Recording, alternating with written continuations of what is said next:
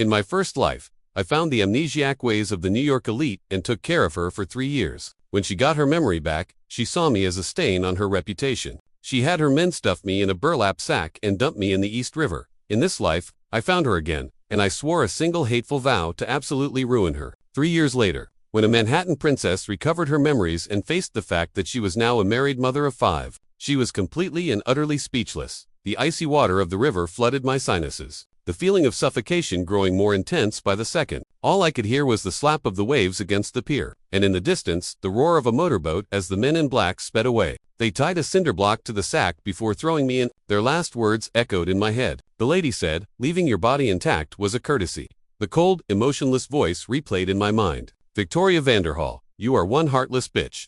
I tried to laugh, but only a gurgling sound escaped my throat. 3 years ago, I found an amnesiac Victoria next to a dumpster. For 3 years, I doted on her, giving her the best of everything I could afford. She was a blank slate, completely dependent on me. She'd wait for me to get home from work with a glass of water and sit with me quietly when I worked late into the night. We fell in love. I treated her like a queen, bought her the best of everything I could manage. I was even saving up for a ring. But 2 weeks ago, she got her memory back. The moment she did, she started looking at me like I was something she'd scraped off her shoe. She told me she was a Vanderhall, one of the wealthiest families in New York. She said our 3 years together were nothing more than a stain she'd acquired while she wasn't herself. She offered me a check to end it. I thought that was it. I never imagined she'd want me erased completely. No good deed goes unpunished. I guess I thought as my consciousness faded, maybe it was for the best. At least I wouldn't have to see her phony face ever again. But just as everything went dark, the suffocating pressure vanished. I snapped my eyes open, squinting against a harsh white light. The smell wasn't the sludge of the river. My lungs filled with clean, easy air. What the hell? Didn't I just get dumped in the river? I felt my clothes. I was in a dry pair of pajamas. My head creaked as I turned to look at the phone on my nightstand. The screen was lit up, the time and date glowing clearly. September 15th, 2022, 7:15 p.m. That was 3 years ago. 3 years? Did I get a do-over? Am I back? I shot up in bed, my heart hammering against my ribs. It wasn't a dream. The date on my phone, the headlines on Google News, even the score from last night's Knicks game. It was all exactly as it was 3 years ago. I was back, reborn 3 years in the past. The initial wave of euphoria was immediately replaced by a bone-deep hatred. I was going to get my revenge. Victoria Vanderhall, and in this life, I'm going to make you pay it back 1,000 times over. Taking a deep breath, I walked to the window. The streetlights below cast a yellow glow on the sidewalk. By the community dumpsters at the entrance to my apartment complex in Queens, a young woman was crouched, her back a thin, lonely silhouette. Her dress was stained with grime, her hair a tangled mess. It was Victoria. Last time, my stupid bleeding heart made me take her home, starting a 3-year charade that ended with me in a sack at the bottom of a river. This time, I was going to use her 3 years of amnesia to absolutely destroy her.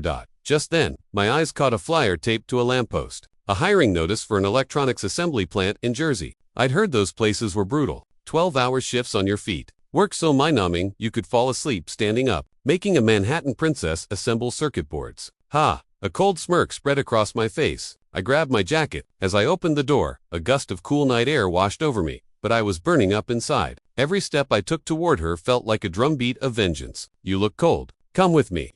I walked right up to her and spoke, my voice flat. Right now, she had no memory, no identity. She was starving, and her thin dress offered no protection from the autumn chill. I knew that. In this moment, I must have looked like a savior. The wind picked up and she shivered, pulling her arms around herself. She looked up, revealing a face that was dirty, but undeniably exquisite. Her eyelashes were caked with dust, her eyes wide with a lost, terrified confusion. Who are you?" Victoria's voice was a fragile, trembling whisper. I didn't answer her question, just repeated what I'd said. "You look cold. Come with me." With that, I turned and started walking away. I heard the soft, hesitant patter of footsteps behind me. She was following. I glanced over my shoulder. She looked like a stray kitten, cautiously accepting a lifeline. I unlocked the door to my apartment and pointed to the bathroom. "Go get cleaned up." She hesitated for a second, then shuffled in that direction. Victoria looked like a wreck, the filth masking her stunning features. If she'd been clean, someone else would have scooped her up hours ago. I turned on a shower for her, setting the temperature, and tossed her a clean towel. "There's plenty of hot water. Make sure you get all that grime off."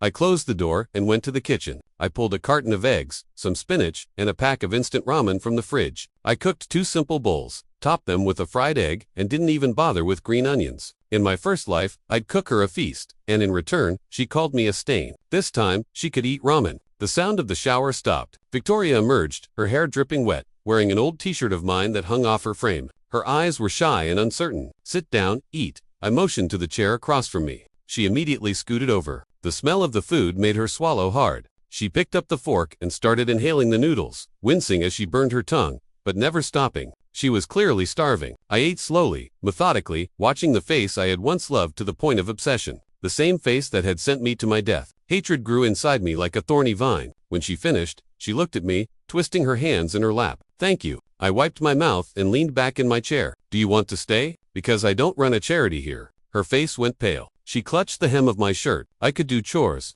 "I'll do anything." "Chores?" I laughed, a short, humorless sound. I stood up and walked over to her, looking down at her from my full height. "Here's the deal. You'll be my woman. You'll sleep with me tonight." Her head shot up, her eyes wide with shock. What did you say?" "You heard me." I leaned in close, my voice low and menacing. "Either you stay and be my woman, or you get out right now." She glanced at the door, then back at me. The fight in her eyes flickered and died, crushed by the weight of her reality. "Okay, I'll do it." Her voice was choked with unshed tears. I grabbed her by the wrist and pulled her toward the bedroom. She stumbled, and a single tear escaped, splashing silently on the floor. Last time I treated her like a priceless treasure, as if she were made of glass. But this time, the bedroom door clicked shut, the deadbolt sliding home with a final thunk. She looked like a lamb to the slaughter, but there wasn't a trace of warmth in my eyes. I knew her type. Victoria had never been with a man before. Tonight, she was going to learn what it felt like. For the first half of the night, the sounds of her crying never stopped, stifled, heartbroken sobs. She must have been in a lot of pain, her body trembling like a leaf,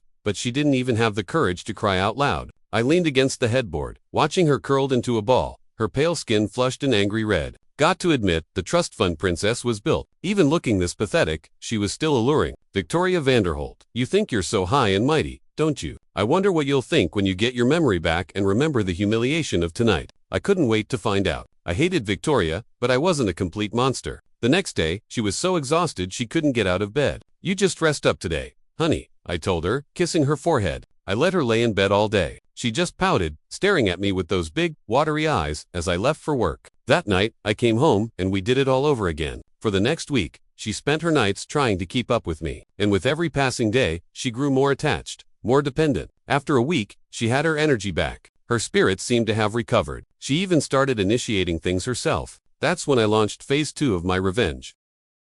"Babe, things are really bad at my company," I told her one night, putting on my most dejected face. "They haven't paid me in 3 months. I'm almost out of money. I think you're going to have to get a job, too." In reality, I was the top designer of my firm, a linchpin they couldn't afford to lose. I was making 6 figures and had over $300,000 in savings. I wasn't hurting for cash at all. I'd also started funneling my savings into crypto, remembering that in 3 years, certain coins were going to explode by thousands, even tens of thousands of %. In 3 years, I would have more money than I could ever spend. But for now, I was playing the part of the struggling boyfriend. Also, I could degrade the amnesiac sleeping in my bed. I was going to send her to a factory to learn what real soul-crushing assembly line work felt like. "Okay, I'll get a job," she agreed without a moment's hesitation. Then a flicker of fear crossed her face. "But I don't think I know how to do anything."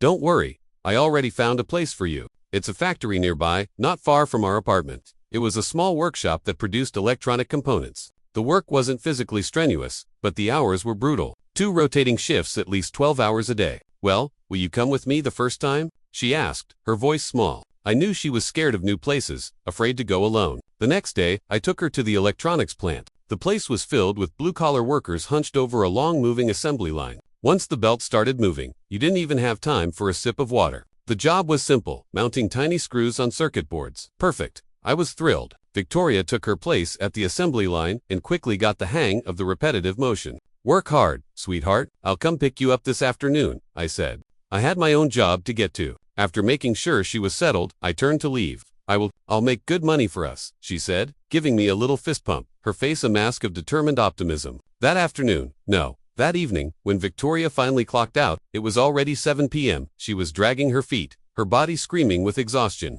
But the second she walked out of the factory gate and saw me waiting, her eyes lit up. "Honey, you came to get me." She rushed over, her face beaming. I pecked her on the forehead. "Was it tough in there?" She paused for a beat before answering. "It's a little tiring, but as long as I get to see you when I'm done, it doesn't feel tiring at all." I laughed to myself. She was so drunk on this illusion of love that her common sense had completely checked out, which was just fine by me. How else was I going to torture her? I took her to get burgers and fried chicken. All those empty calories would help her bulk up fast, giving her the stamina she needed for the long hours at the factory. See, I was being so good to her, right? Of course, I had another motive for feeding her junk food. The real Victoria was obsessively vain about her appearance. When she woke up in 3 years and saw her new, stronger body, she would absolutely lose her mind. I couldn't stop the grin from spreading across my face as I imagined her staring at her reflection in disgust. When we got home, we went through our usual nightly routine. She was dead tired after a full day of work, but she still forced herself to keep up with me,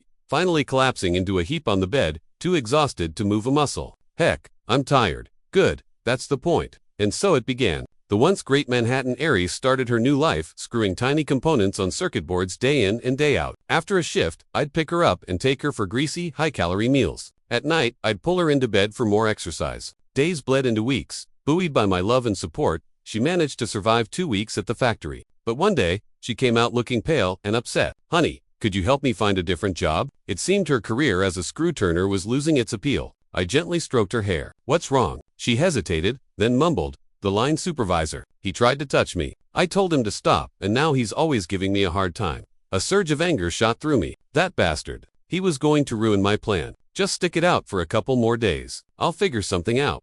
Okay. I calmed her down and told her to hang in there. For the next 3 days, I spent all my free time staking out that supervisor. It didn't take long to discover he was juggling affairs with 3 or 4 different women from the factory. I watched as one of them slipped into his car after work. The car started shaking. I just smirked and hit record on my phone. That night, I sent the video to the woman's husband. The next day, the husband and a few of his buddies showed up at the factory and beat the supervisor to a pulp. When the factory owner found out why, he fired the supervisor on the spot. When I picked Victoria up from work, she was beaming, clinging to my arm. "Ethan, you won't believe it. The supervisor who kept trying to hit on me got fired, and somebody beat him up today. Apparently, he was cheating on his wife." Seeing her so relieved, I just smiled. A silent, anonymous hero. A few weeks later, Victoria fainted on the assembly line and was rushed to a nearby clinic. I hurried over, and the doctor told me she was pregnant over a month, along with twins. In our first life, I'd been careful with her, always using protection. She'd never gotten pregnant. This time, I hadn't bothered doing the math. I realized the babies must have been conceived that very first night. I thought about it for a long time before making a decision. She was going to have them. When the great Miss Van Dahl finally got her memory back and discovered she had kids with meat twins, no less the look on her face just imagining it was thrilling. Sarah Victoria was resting in the clinic bed. I called her name softly. Sarah Miller. That's the name I gave her this time around. I'd even pulled some strings to get her a new social security number and ID.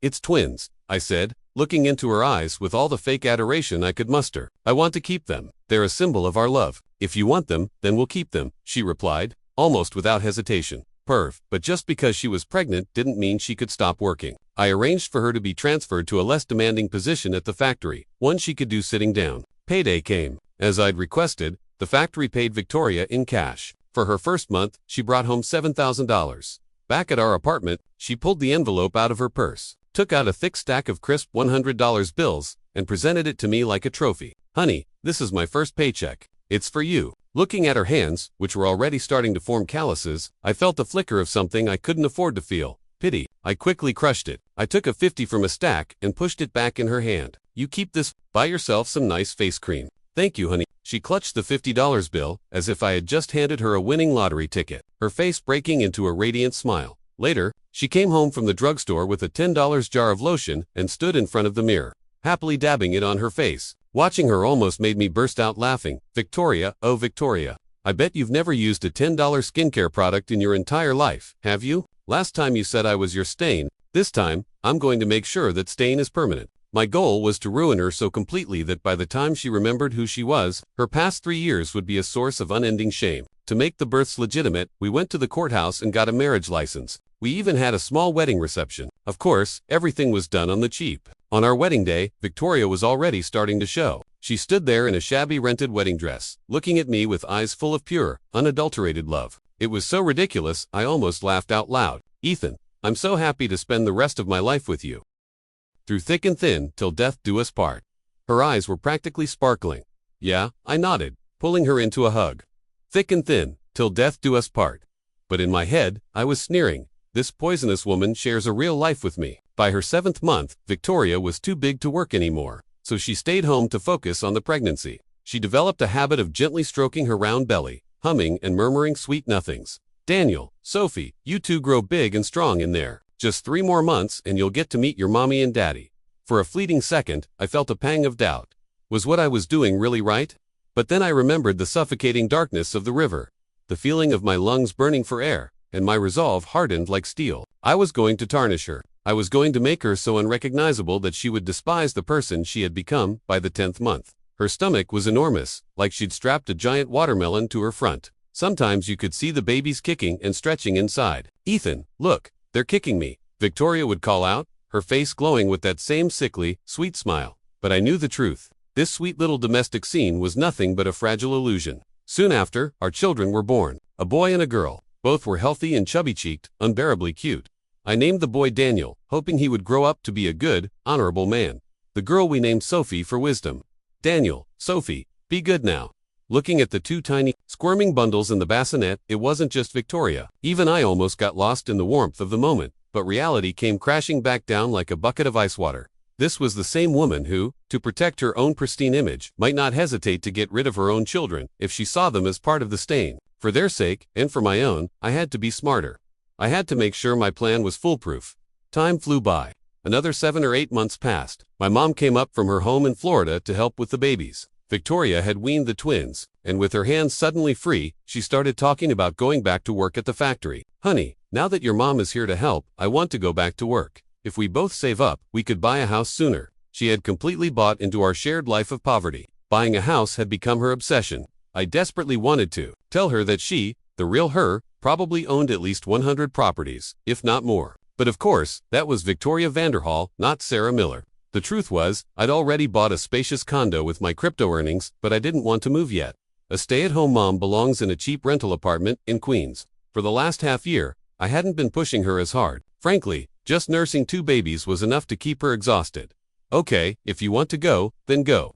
If she wanted to go back to assembling electronics, who was I to stop her? What I didn't expect was for her to actually be good at it. Less than 2 weeks after she went back, Victoria got promoted to line supervisor. Honey, I'm a supervisor now. I've got a raise to $10,000 a month. Seeing her so proud and happy, I felt a surge of annoyance. I sent her there to suffer, not to climb the corporate ladder. How did she manage to become a manager? I couldn't exactly forbid her from taking the promotion, but there were other ways. I started keeping her up every night. It didn't take long. Within a couple of weeks, she was pregnant again. Snap triplets. We both stare at the ultrasound scan, dumbfounded. I never would have guessed that together we were this prolific. First twins, now triplets. That made a grand total of 5 kids. And then I thought, 5 kids, that's perfect. When Victoria finally gets her memory back and realizes she's given me 5 children, that the stain is so deep it can never be washed away. Isn't she just going to die from rage? Haha, I could barely contain my glee. Honey, I really want to work hard and save for a house, Victoria said to me, her voice soft and hesitant. The unspoken message was clear. She didn't want these 3 babies. Not a chance. More kids means more blessings, I told her smoothly. And don't worry about the house. I actually already bought one. I was going to surprise you. Her eyebrows shot up, a flicker of joy on her face that was quickly replaced by worry. But with our income, can we really afford to raise 5 children? She was still worried about money. Relax, I reassured her. I'm doing really well at work. I got a big raise, and I get a share of the profits now. I should clear over $1 million this year. Oh, and remember that crypto I bought a while back. It's up nearly 100 times. It's worth almost $10 million now, and it's probably going to keep climbing. From now on, we're not going to have to worry about money. You just focus on having the babies. I wasn't even telling her the full extent of my wealth. My crypto portfolio was actually worth over 100 million. In a couple of years, it would likely be worth billions. One thing I said was true, though. We would never have to worry about money again. And really, compared to any other form of torment, making Victoria Vanderhall the mother of my 5 children was the most perfect punishment I could have ever devised. I couldn't wait to see her face when she woke up and found herself tied to 5 little burdens. But we already have 2 babies. Adding 3 more just feels like too much. Even with amnesia, her mind was still sharp. Faced with my demand that she have the triplets, she was clearly hesitant. In this day and age, most people think twice about having a second kid, let alone adding 3 more when you already have to. I thought for a moment, then pulled out a debit card. I loaded it with $500,000. I slapped the card down on the table in front of her. There's $500,000 on this card. If you agree to have the babies, I'll give you the PIN. $500,000. In her current state of mind, That was an unimaginable fortune. Her entire body froze. A split second later, her hand shot out and snatched the card off the table, clutching it in a death grip. The pin. Tell me the pin. Clearly, for $500,000, she was willing to have triplets. She had no idea that in her former life, a single piece of her jewelry was worth more than that. And now, here she was, the amnesiac eyes, willing to sell her body for 3 more children for someone that was to her real self. Pocket change. I told her the pin, and her face lit up with pure joy. And me, I was so happy I could barely keep from laughing. This was a win-win. We'd been through a twin pregnancy before, so triplets weren't that much harder. In fact, Victoria, with her triplet-sized belly, managed to keep working at the factory for another 4 or 5 months. It got to the point where the factory owner called me, practically begging me to make her stay home. He was terrified she'd go into labor on the assembly line and he'd be liable. I couldn't be careless either. Those are my 3 kids in there. By the 5th month, I put my foot down. No more factory work. That's it. You're staying home and resting. No more work. Before, I was tormenting her for revenge. Now I was protecting my investment, my 3 children. Okay, I won't go. Happy Victoria reluctantly agreed to stay home. In the blink of an eye, it was the 10th month, the day she went into labor. The doctors recommended a C-section, saying it was safer for triplets. I agreed. The 3 babies came out quickly. 2 boys and a girl, all screaming their heads off in the delivery room. When one cried, the other 2 would join in, creating a deafening, chaotic chorus. And it was on that day that the proud, arrogant Victoria Vanderholt, the one who saw me as a stain, decided to make a return. Wait, my name isn't Sarah. I'm Victoria Vanderholt. After a wave of intense dizziness, she remembered everything. When she looked up at me again, her expression was complicated. I knew in an instant she was back. What I didn't expect was that she hadn't just remembered her old life. She'd remembered her past life, too. She stared at me for a long moment, then her brow furrowed. You were certainly busy this time around, weren't you? She said, her voice dripping with ice. Not only did you send me to work in a factory, but you made me have 5 children for you. What do you think I am? Some kind of baby factory? The moment I heard that, I knew she remembered the first life, too. She was reborn just like me. Perfect. Now we could finally settle the score. Victoria Vanderhaal, I never thought someone like you would get a second chance. Just moments ago, we were a loving couple. Now we were enemies staring each other down. Someone like me. Victoria muttered the words, looking down at her own fleshy, swollen hands. Then seeming to register her puffy, overweight body for the first time. Her face grew darker with every passing second. What do you know? And look what you've done to me. You've ruined me. I look like a monster. Her face was twitching on the verge of a complete breakdown. Haha, I was laughing on the inside, and I didn't bother to hide the triumphant smirk on my face. This was what I'd been waiting for. I decided to twist the knife. Now Victoria, don't get so worked up. You're the mother of my 5 children after all. Besides, you just had a C-section. You don't want to pop your stitches. The mention of her 5 children seemed to snap her back into focus. She glared at me, her eyes filled with murderous intent. You got a lot of nerve. Just you wait. I will make you pay for this. Just wait. She was the same as last time. The second things didn't go her way, she turned vicious. But this time, I was ready for her. Good, I'll be waiting. I spat back. We locked eyes, both of us practically breathing fire. Just then, one of the triplets who had briefly fallen quiet started wailing again. Wow, like a chain reaction, the other 2 joined in. The combined screaming of 3 infants was enough to give us both a splitting headache. Well, what are you waiting for? Feed them, I snapped, scooping up one of the babies and thrusting him toward her. She shot me a look that could kill, but she dutifully, if angrily, lifted her hospital gown and let the baby nurse. The great Victoria Vanderhaal, once so untouchable, was now puffy, exhausted, and forced to breastfeed my children. I felt a wave of pure, unadulterated satisfaction. She hadn't called her wealthy parents yet, but when we were discharged from the hospital, a swarm of reporters was waiting for us at the exit. Miss Vanderhaal, as a Manhattan, is it true you've been missing for 3 years and have had 5 children with this man? Miss Vanderhaal, you've just given birth. Correct. We hear you had twins first and then triplets. The reporters shoved their cameras and microphones in her face, bombarding her with questions. I'd called them, of course. I wanted this story to be public. I wanted the whole world to know about me and our 5 children. That way, she wouldn't dare try to get rid of us quietly. In fact, she'd be forced to accept our existence. She might even have to take us back to the Vanderhaal mansion with her. Victoria seemed to realize the reporters were my doing.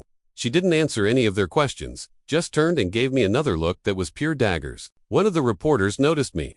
Sir, you must be Miss Vanderholt's husband. Can you tell us how you 2 met? Sir, you're quite the man. Getting an artist like her to have 5 of your children, haha, I could barely suppress my grin. That evening, Victoria's parents showed up at our apartment. "Oh, Victoria, my darling, we've been looking for you for 3 years. We were so worried." Victoria's mother rushed in, fussing over her daughter. But when she saw Daniel and Sophie, who were now toddlers, and then the 3 newborns in their bassinets, her eyes widened. "Wait a minute, are all these children yours, Victoria?" Victoria looked like she was on the verge of a total collapse, but she could only nod. "Yes, Mom, they're all your grandchildren." My own mom, who was standing nearby, bristled. "Excuse me, but they call me Grandma. They're your grandchildren." Victoria glanced at my mom but didn't argue. I knew what she was thinking. She was already planning a custody battle. Fine by me. My wife was Sarah Miller, not Victoria Vint. If she tried to use her real identity to fight me for custody, I had ways of fighting back by going after the Vanderhall family fortune. I knew from my past life that Victoria held a massive number of shares in her family's corporation. The Vanderhall empire was worth hundreds of billions. If they wanted a custody fight, they'd better be prepared for a fight over their assets, too. Victoria seemed to realize this as well. A day later, she packed up our things and moved me and all 5 kids into the Vanderholt mansion. Unlike last time, however, I now had my own security detail. There was no way she was dumping me in the river this time. "The older 2 can keep your name," she announced as soon as we arrived, "but the triplets will take the Vander name." It was a reasonable demand. I shrugged. Fine by me. After settling the issue of the names, she brought up something else, "And you'll be officially joining the Vander family. We'll need to have a proper wedding." Thanks to her status as a top-tier socialite, the story of her having 5 children had already gone viral. There was no suppressing it. It seemed Victoria was resigned to her fate. She wanted me to marry into her family. My real goal was to get a piece of her fortune. With her money combined with the billions I had stashed in offshore crypto accounts, I could launch a corporate takeover and crush the Vanderhall empire, ruining her completely. She killed me in her last life. Even if she was the mother of my children, I would never give up on my revenge. She had to know that. So why was she asking me to marry into her family? "Victoria, don't tell me you've forgotten how I died in our last life." I decided to call her bluff, but at my words, she just looked confused. "What? You died in the last life?" From the look on her face, she genuinely didn't know. Something wasn't right. I immediately realized my death in the last life might have been more complicated than I thought. "Don't play dumb, Victoria. It was your security team that threw me in the river. They told me you gave the order." I pressed, watching her face closely. Victoria's brow furrowed even deeper. "I did not." She denied it without a second of hesitation. "I never ordered anyone to kill you." Later, after I got my memory back, I thought about our 3 years together and I realized I couldn't forget you. I couldn't sleep without you there. I regretted it. I even went looking for you, but my assistant told me you'd moved overseas and never wanted to see me again. After that, I was having trouble sleeping, so I took a few too many sleeping pills. When I woke up, I was here. Our memories of the past didn't line up. We both realized at the same time that someone else had been pulling the strings and that I might have hated the wrong person. Sure enough, after a bit of digging, we found the truth. It had been Victoria's father conspiring with an illegitimate son he had on the side. He had paid off Victoria's assistant and her entire security detail to get rid of me. The incident where Victoria fell overboard and lost her memory, that was the illegitimate son's doing. 2. The revelation that her husband had a secret son sent Victoria's mother into a rage. Luckily, she was the one who really ran the company, and most of the shares were already in Victoria's name. Working together, mother and daughter kicked Victoria's father out of the company and their lives, leaving him with nothing. "So, it seems you hated the wrong person," Victoria said. We were standing on the penthouse balcony, wine glasses in hand, looking out over the glittering lights of the city. She was right. I had spent 3 years consumed by a hatred that was completely misdirected. "But you're not entirely innocent," I replied quietly. If she hadn't treated me like a dirty secret after getting her memory back, if she hadn't pushed me away, none of this would have happened. "Well, you certainly got your revenge," she said, turning to me. "You sent me to work on an assembly line and made me have 5 of your children. Can you forgive me now?" She looked at me, her eyes shining in the moonlight. I realized the anger wasn't there anymore. I reached out, my arm wrapping around her waist as naturally as it had 1,000 times before. I leaned down and captured her lips with mine. Even though the Victoria standing before me was a little heavier, a little softer around the edges, my body still remembered hers. My lips still remembered the taste of her kiss.